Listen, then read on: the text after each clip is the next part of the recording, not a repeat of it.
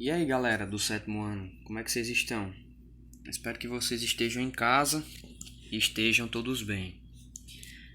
Resolvi gravar essa aula para que a gente pudesse dar prosseguimento ao nosso conteúdo, aos nossos assuntos, de modo que a gente continue, né, tendo esse aprendizado, mesmo que em casa, que a gente possa prosseguir aí nos nossos estudos e, consequentemente, não ficar muito atrasado. Então, eu preparei aqui esses slides para fazer alguns comentários sobre os conteúdos do terceiro capítulo, que fala sobre ecossistemas terrestres. O terceiro capítulo ele é um pouco extenso e aí eu vou dividi-lo. Agora, nessa primeira aula, a gente vai estudar, né, os grupos de seres vivos, as classificações, e depois a gente vai ver os biomas brasileiros, porque esse capítulo ele fala tanto dos organismos vivos, da classificação dos organismos, das características gerais desses organismos, quanto ele fala também dos biomas brasileiros e da interação desses organismos nesses ecossistemas, né, na verdade. E aí agora a gente vai ver essa primeira parte. Com relação à classificação dos seres vivos. Desde a antiguidade, as pessoas que tinham a curiosidade de perceber como a natureza funcionava, elas tentavam classificar os seres vivos, ou seja, criar um parentesco entre as espécies para que se fosse mais fácil estudar os grupos de seres vivos. Porque se a gente parar para perceber, muitos desses seres vivos eles têm semelhanças. E aí essas pessoas tentavam aleatoriamente agrupar esses organismos de forma física. Ou seja, quanto mais parecido um animal fosse com o outro, as pessoas supunham que esses animais eles eram parentes, eles tinham parentesco. Mas aí com o passar do tempo, um cara chamado Linneu, um grande estudioso das ciências da natureza, ele passou a perceber que isso não era suficiente, que era necessário criar realmente é, essa classificação, mas que ela deveria obedecer a critérios mais bem elaborados.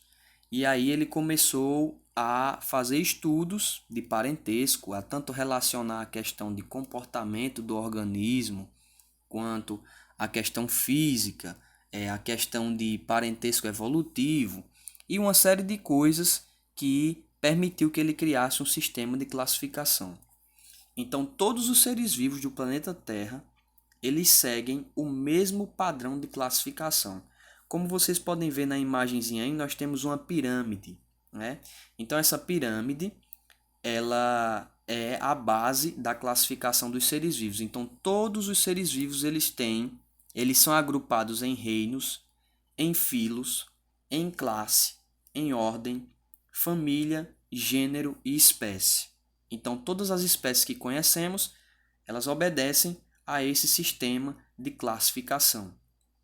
De modo que, quanto mais aparentado uma espécie for da outra, mais ela vai coincidir com todos esses critérios. Elas vão estar no mesmo reino, no mesmo filo, na mesma classe, na mesma ordem, na mesma família, no mesmo gênero, na mesma espécie. Em algum momento, se elas diferirem uma das outras, elas vão diferir dentro de uma dessas classes aí. Nós vamos dar um exemplo mais à frente dos seres humanos. Por exemplo, temos aqui uma imagem com alguns animais que representam o grupo dos felinos. Por exemplo, a pantera onça, a onça que a gente conhece, que tem como nome científico Panthera onca, ela é um parente muito próximo do leão. O leão tem como nome Panthera leo. A diferença é que, se a gente voltar a imagem, se a gente voltar um pouco a imagem, só um pouquinho. Se a gente retornar aqui à pirâmide, a gente vai perceber que eles compartilham quase todas as informações dessa pirâmide. Eles são do mesmo reino, eles são do mesmo filo, eles são da mesma classe, mesma ordem, mesma família, mesmo gênero. A única diferença vai ser a espécie.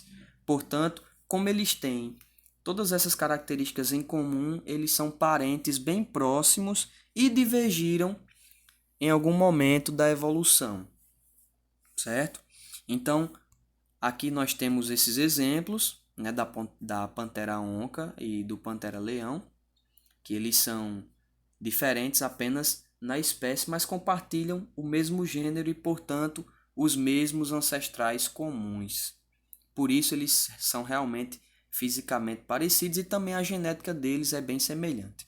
Interessante frisar que Linneu, quando criou o sistema de classificação, ele disse que todas as espécies deveriam possuir 2 nomes. Então, cada espécie possui 2 palavras para o seu nome científico. Por exemplo, a pantera onca, pantera leo. O termo pantera refere-se ao gênero e o termo onca refere-se à espécie. Portanto, a gente consegue observar que a onça e o leão eles são do mesmo gênero, porém diferem na espécie. E, como vocês devem saber, o conceito de espécie está muito bem fundamentado também no livro de vocês. Considera-se espécie organismos da mesma espécie quando esses organismos eles conseguem reproduzir e, além de reproduzir, eles conseguem deixar filhos que também reproduzam. Então, por exemplo, nós consideramos os seres humanos como uma espécie, porque eles conseguem reproduzir e gerar descendentes que reproduzam. Nós consideramos, por exemplo, os leões uma espécie, porque eles fazem a reprodução entre eles e conseguem deixar filhos. As onças, outra espécie e assim sucessivamente. Então, o que vocês precisam saber sobre o conceito de espécie é que são organismos aparentados, né, que eles compartilham o mesmo ancestral comum, são bem semelhantes, e eles conseguem reproduzir e deixar filhos que conseguem também reproduzir.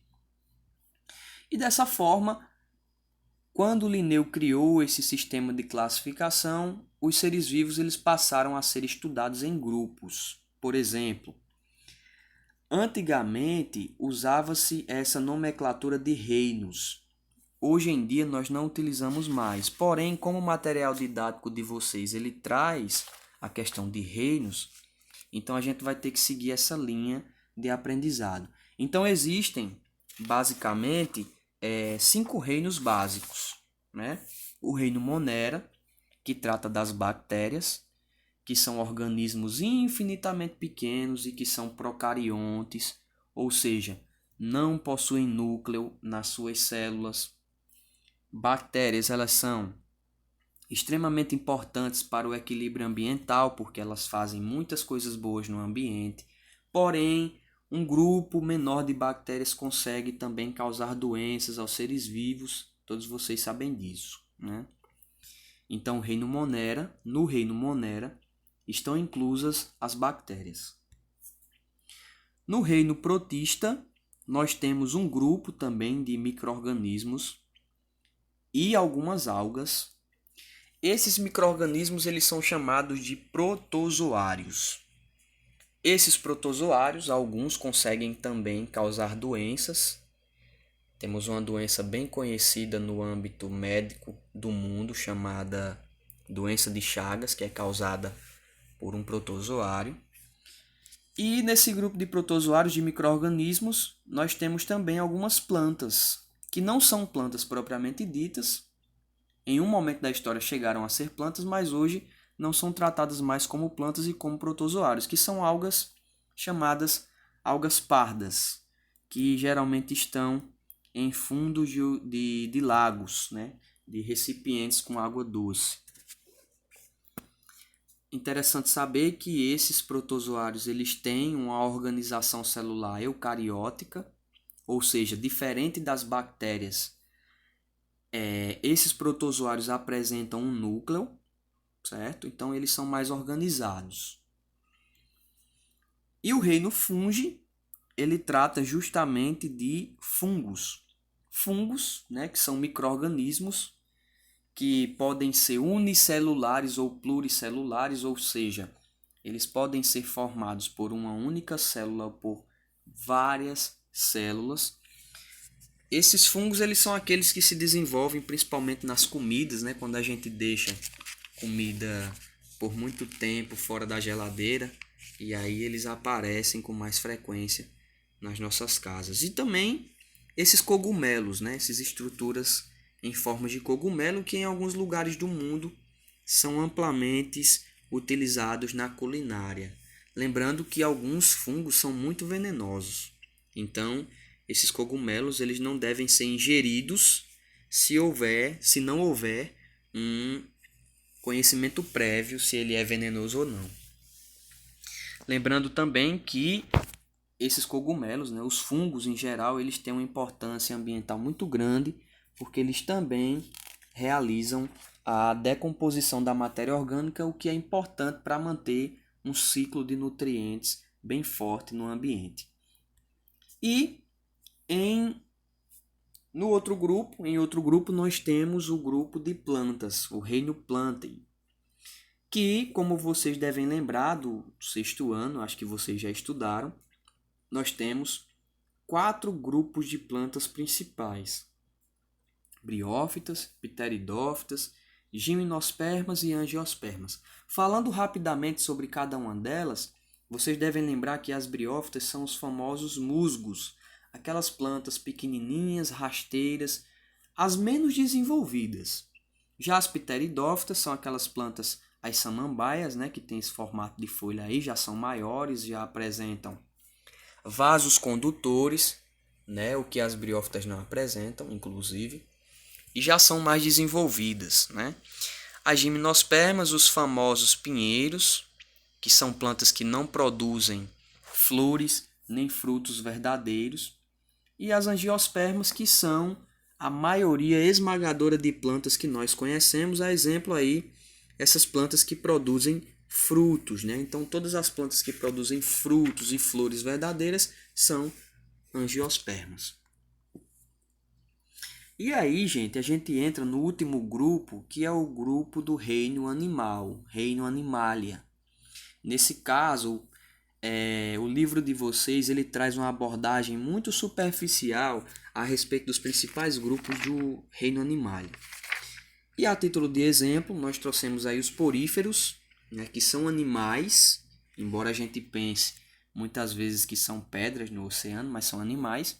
Eles são animais sésseis e que realizam, né, a sua forma de sobrevivência através de uma filtragem de partículas que vêm na água. Eles têm esses poros, a água entra e sai do seu corpo e, portanto, eles retêm parte dessas partículas para manter o seu próprio organismo funcionando. São sésseis, né, não se movimentam e permanecem muito tempo aí no fundo dos oceanos. Em seguida, o livro de vocês fala sobre platelmintos, que são animais, né, alguns de vida livre, outros podem ser parasitas de animais e de plantas, como é o caso, né, de alguns nematóides.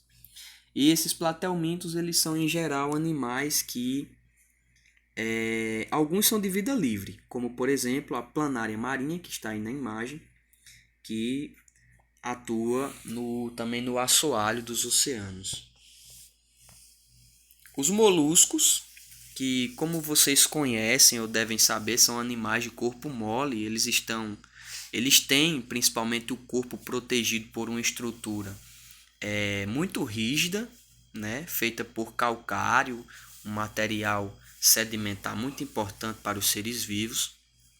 Então esses moluscos eles são encontrados geralmente em ambientes com água, né, em ambiente aquático, principalmente numa região de mar, mas podem ser também encontrados em regiões terrestres.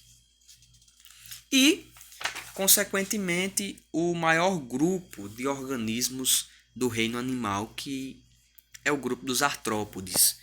Gente, a definição de animal para ser artrópode é ter pernas, ou seja, apêndices articulados e ter antenas, né? A maioria dos grupos, a maioria dos artrópodes, eles têm antenas. Então as baratas, os grilos, borboletas e entre outros animais que vocês conhecem como aranhas, escorpiões, todos eles são integrantes do mesmo grupo de artrópodes, certo? Então existe uma diversidade muito grande, tanto de formas de vida diferentes como de estruturas físicas, como por exemplo, alguns besouros conseguem voar, outros não. Então essas características elas foram surgindo no curso da evolução, certo? É interessante que vocês entendam que esse é o maior grupo de animais dentro do reino Animalia. E por fim, gente, os grupos que a gente está inserido, né? Os vertebrados que nós estamos inseridos. Os vertebrados são organismos que possuem uma espécie de coluna vertebral ou uma estrutura que seja semelhante a essa coluna. Não necessariamente os organismos vertebrados eles precisam ter uma coluna, mas uma estrutura que seja parecida já dá essa característica e essa condição de pertencerem aos vertebrados.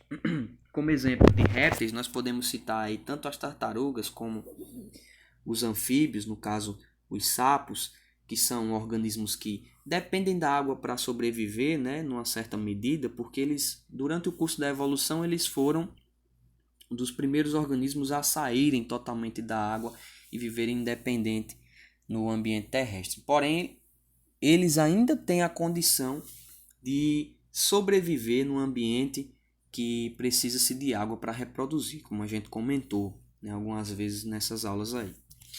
E alguns répteis também fazem parte desse grupo, né? Os mamíferos também fazem parte desses grupos, como as baleias, né? Alguns peixes e tal. E as aves.